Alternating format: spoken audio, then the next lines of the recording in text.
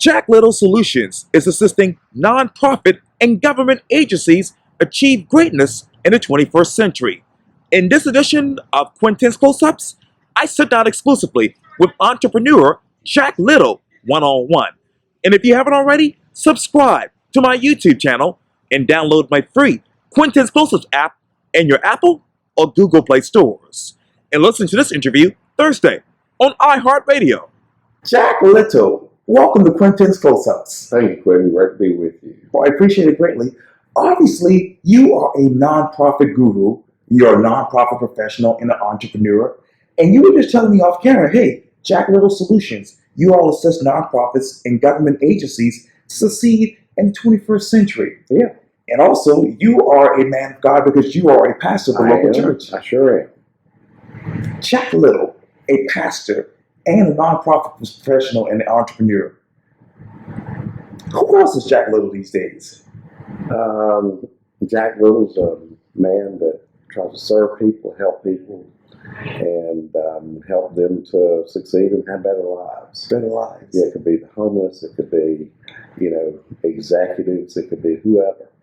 Yeah, matter of fact, you were telling me off camera that you are on the mayor's commission for really ending homelessness in Charleston. Yes. And you're helping to really find affordable housing for those who are in need of that. What is the state of affordable housing right now in your mind? It's an impossible dream to fulfill all the need. We're growing so fast, and then the price of housing is increasing tremendously. And there was something in the paper yesterday about a lady that couldn't find a place to launch her pastry company, and she had to go back up north in New Jersey and found it a lot cheaper there. But yeah, we're seeing people can't afford their housing, and that's causing homelessness as well because they get evicted, and then for them to get back on their feet, it takes a long time. And people a lot of times think, well, they'll just get a job. That's all they need. Well, minimum wage is still what it was 40 years ago, $7.25. Okay. And it's impossible for anybody to work 2 or even 3 jobs and to make it in today's world. In today's world. What is the world of homelessness as you know it? Homelessness is not necessarily the people that you normally imagine. Okay, a lot of them look like me and you. They are down on their luck. They want to contribute to society. I was at the Navigation Center a few weeks ago, and a guy came in and he said that he was going to be starting a job at churches across the street. He says, I just need some pants. Y'all have some black pants. And Marie Alina Rowland, who's the director, said, yeah, I think we've got some. What size? And so she got him some. And he said, oh, these are so wonderful. These are wonderful. Yeah. And he said, well, do you have any black shoes? And she looked over and says, what size?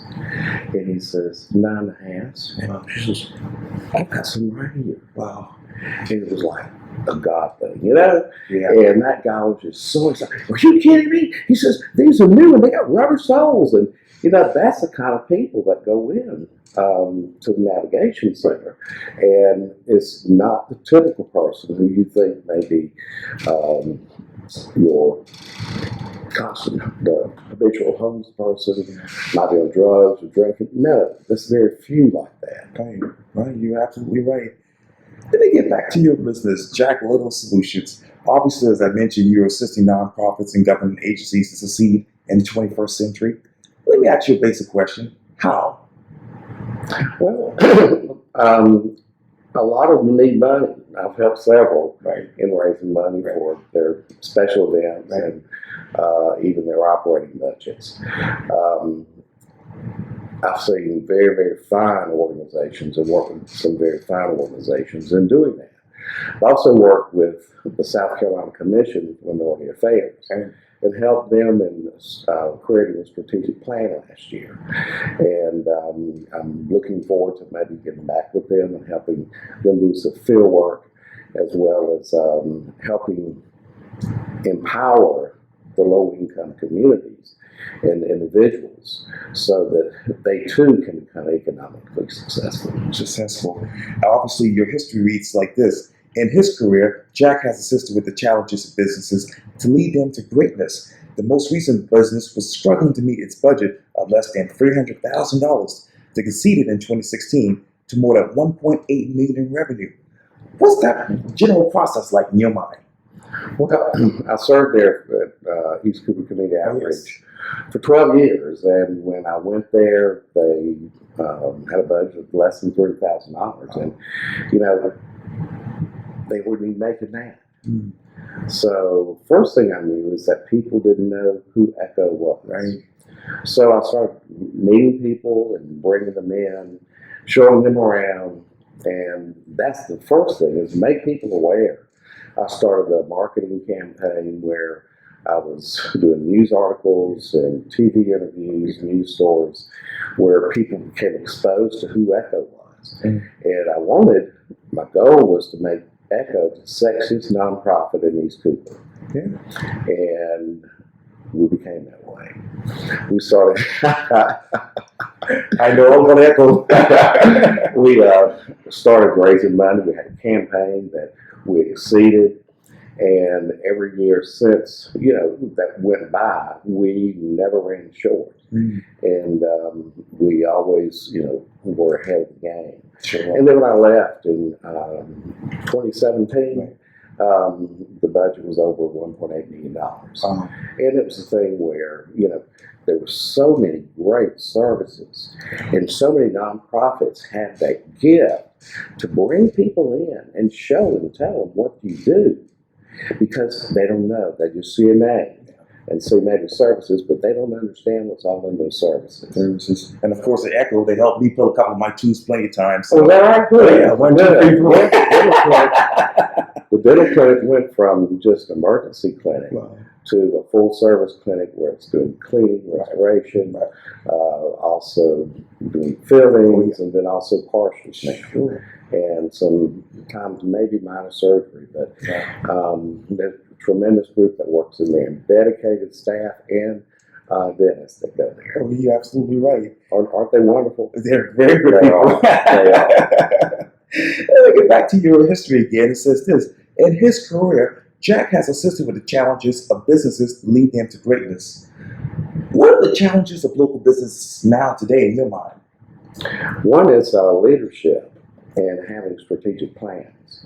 A lot of times, even nonprofits or businesses, they get into a mode of doing the same thing over and over, and there's never really any checks and balances.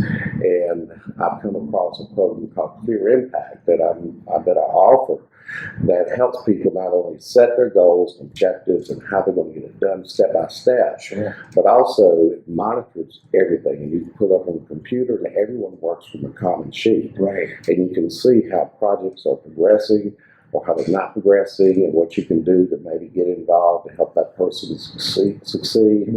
And that's, a lot of what it takes. The financial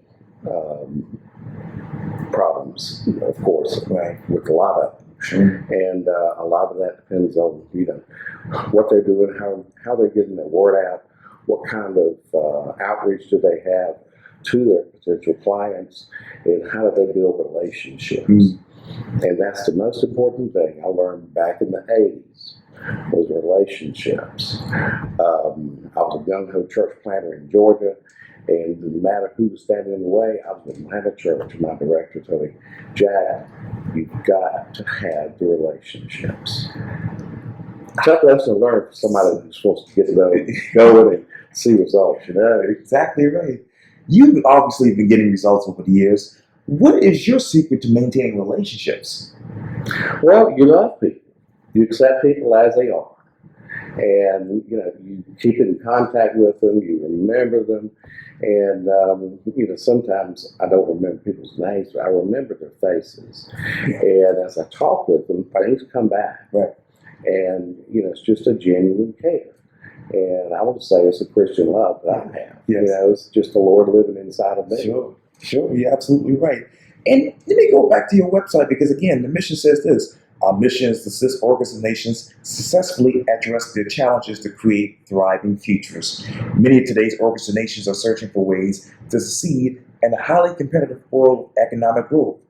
When you look at nonprofits in Charleston and the economic growth, where does your mind go to, Jack? Well, there are a lot of nonprofits that are out there, Glenn. Sure. A lot. And to succeed, you do have to have money, and there's money moving in. Sure. And some big money. And it's learning who those people are, learning how to reach out, learning how to implement them and get them involved in your organization. Yeah. So many times, we forget that part. How can they volunteer? What, after the tour, we call it the Tour of Hope at Echo. Right. After the tour, what interests them the most? And why did it interest you? Do you think you could help with something like that? Yeah. And you get them involved in that way, which is like the inner core mission. Right. And then they want to give. Give.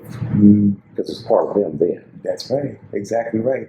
And speaking of businesses, obviously you have current and previous projects. The City of Charleston, operations manager, obviously for the Navigation Center here on Meeting Street, Carolina Youth Development, fundraising focus on major gifts. South Carolina Commission for Minority Affairs, that is strategic planning. The Shine for Free Medical Clinic fundraising. Town of Mount Pleasant, obviously trying to help with creating affordable housing. Jack, personally speaking, which one of those businesses describes you as a nonprofit entrepreneur and businessman? All of them. And the reason is because they have such good missions and it's people focused. Yes. Carolina Youth Development, they help children in between foster homes. The Shift for Free Clinic, it's an office. Have you ever been there? Hell, never. Oh my gosh, you got to. I'm gonna do that. But there's a lady there that runs this free clinic for people. She resigned her job at the VA, and I told her to start this clinic, and she did. Sure. It's amazing the care that they're able to give, and then the compassion they have. Yes. I would say that South Carolina Minority Affairs, what we were focusing on was the I-95 corridor and how we could help them economically. And, I just have a burden for those communities that are in disarray, or maybe they're organized, but how to help them move forward. Sure. And it's the same thing like with the Navigation Center. You're right in the heart of the need. Right. And people want to be helped. Yeah. And if you help them with an open mind and not judgmental and just out of compassion that Jesus has for us and has told us to have, Right. it's a natural thing. So I love them all. That's so amazing. Obviously, you're a pastor and a man of God. What's one of those biblical scriptures that you look at in the Holy Bible every day and say, hey, this is what I need to really lead when it comes to nonprofit?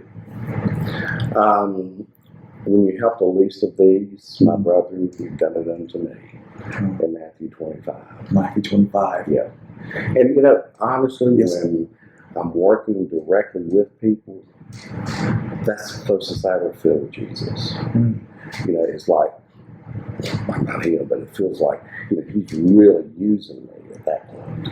And that's the heart of who I am. Wow. And I do the administrative stuff so all that can take place. Right. That take place. Now, if you were to go further into the Holy Bible, which one of those biblical scriptures really describes you as a person?